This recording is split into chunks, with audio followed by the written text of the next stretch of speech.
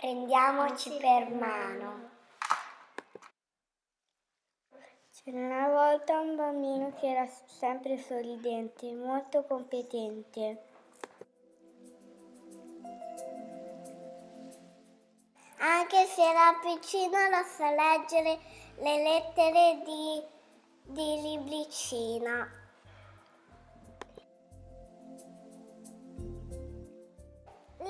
I numeri e le lettere sono così importanti e lui stava vedendo per molti istanti.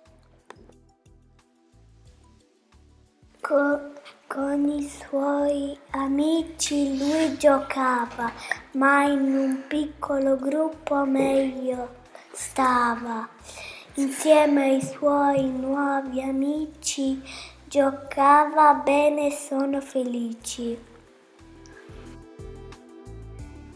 Quando i Lego lui recuperava un grande gioco inventava.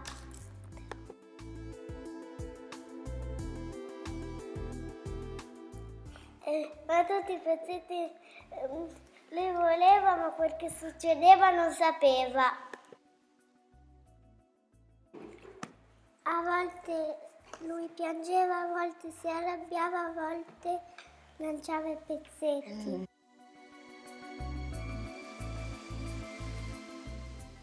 Ma le regole guardando chiedeva scusa abbracciando.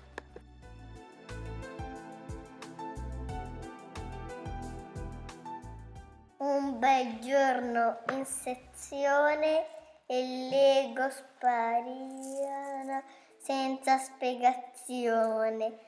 Tutti i bimbi volevano giocare e nella scuola iniziano a cercare. Il bambino molto competente trovò un biglietto che attirò la sua mente. Sopra c'era scritto: I Lego sono nell'aula rossa.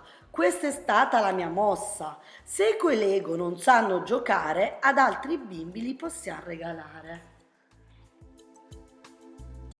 Il bambino molto sorridente andò dai suoi amici felicemente e svelò il segreto a tutti quanti e lo abbracciarono davvero in tanti.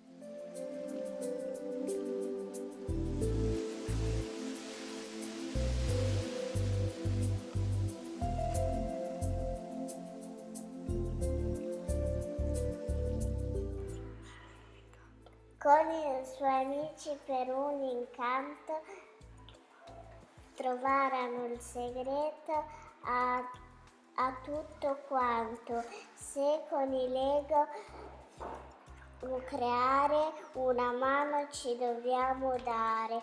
Con il tuo aiuto il Lego abbiamo trovato. Con il nostro aiuto sarai meno arrabbiato.